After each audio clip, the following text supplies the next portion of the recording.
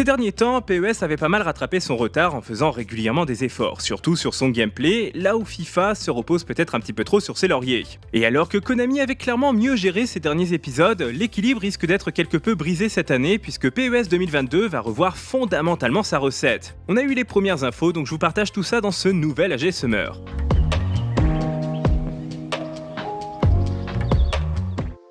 Alors avant de poursuivre, sachez que dans cette vidéo, vous n'aurez pas beaucoup de gameplay. On a pas mal de visuels, mais pour une vraie démonstration, il faudra attendre la fin du mois d'août pour en voir un petit peu plus. Bref, pour commencer, dites adieu à PES et dites bonjour à eFootball. Konami abandonne totalement le Pro Evolution Soccer que tout le monde connaissait et va se renommer entièrement. Pas de eFootball PES 2022 comme c'était le cas les années d'avant ou de version light qui est proposée à côté, non c'est juste eFootball tout seul. Et oui, au revoir le titre de la franchise qu'on connaissait tous, on va changer radicalement de nom. Et ce changement est là pour marquer l'autre grosse évolution, eFootball sera entièrement free-to-play.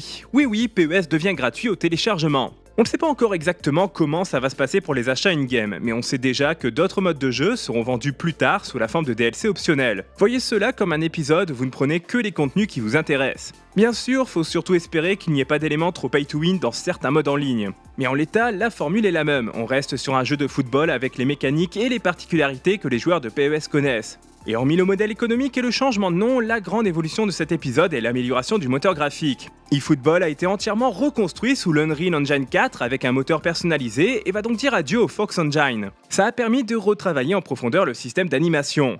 Alors sur le papier, c'est une excellente nouvelle, puisqu'on sentait un petit peu les limites du précédent moteur graphique sur les derniers PES. Maintenant en jeu, faudra voir manette en main, parce que d'après ce qu'on a vu, il y en a beaucoup qui étaient un petit peu sceptiques quant aux premières images. Je sais pas ce que vous en pensez, mais n'hésitez pas à me le dire dans les commentaires. Et toujours pour parler technique, Konami intègre une nouvelle technologie. Ça s'appelle le motion matching et ça permet de retranscrire les mouvements des joueurs avec le plus de fidélité possible. Tout comme FIFA et son Hypermotion, on a donc une nouvelle technologie qui par contre va être utilisée ici sur toutes les plateformes.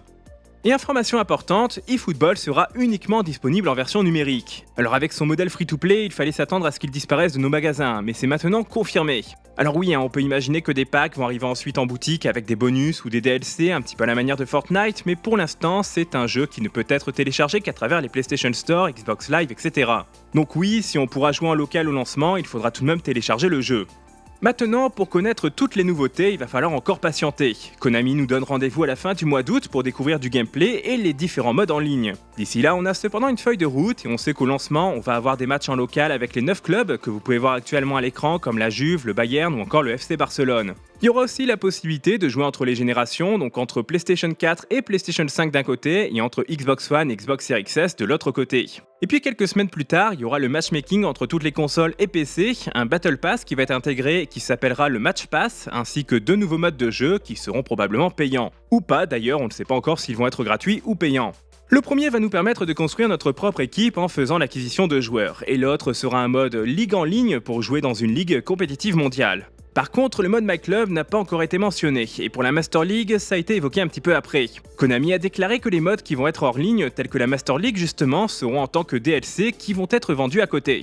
Et puis en hiver, on aura les versions mobiles et l'arrivée du coup d'envoi des tournois e-sport professionnels et amateurs. Et pour terminer sur la partie contenu, on nous explique qu'il y aura régulièrement des mises à jour gratuites qui vont être sous la forme de saison et qui viendront compléter les contenus payants.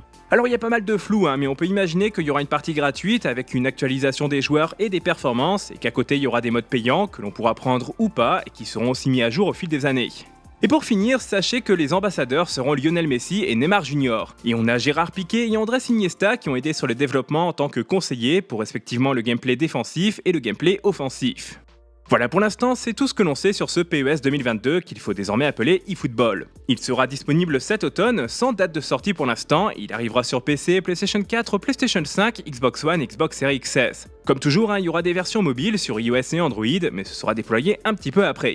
Voilà, n'hésitez pas à me dire ce que vous en pensez dans les commentaires. C'est un revirement assez inattendu, je ne sais pas si c'est forcément une bonne chose ou non. D'un côté, ça permet de rendre la série plus abordable et d'éviter de repayer plein pot des épisodes annuels qui parfois n'apportent qu'une simple mise à jour. Et d'un autre côté, il y a pas mal de choses qui n'ont pas forcément l'air d'être très convaincants. En plus, ça arrive à un moment où PES avait vraiment repris du poil de la bête ces dernières années, et j'ai l'impression que ça va un petit peu casser leur dynamique. Mais enfin, il y a encore beaucoup d'inconnus, comme le suivi sur le moyen long terme, le prix des DLC, les contenus gratuits et payants, les sensations manette en main, qu'est-ce qui va se passer pour l'évolution graphique au fil des années, bref, il y a vraiment beaucoup de choses qu'on sait pas. Quoi qu'il en soit, n'hésitez pas à réagir dans les commentaires et me dire si vous trouvez que c'est une bonne annonce, si au contraire ça va vous faire fuir la licence et qu'est-ce que vous pensez un petit peu des premières images. Bien sûr, je reparlerai du jeu, notamment à la fin du mois d'août quand il y aura du gameplay et des modes de jeu qui vont être présentés et bien sûr à la sortie pour un test complet. Donc n'hésitez surtout pas à vous abonner pour ne rien manquer. Si jamais vous avez apprécié cette vidéo, n'hésitez pas à me le faire savoir avec un commentaire ou tout simplement un petit pouce. Moi je vous dis à très bientôt pour d'autres contenus, d'ici là éclatez-vous bien, prenez soin de vous, c'est le plus important et ciao tout le monde.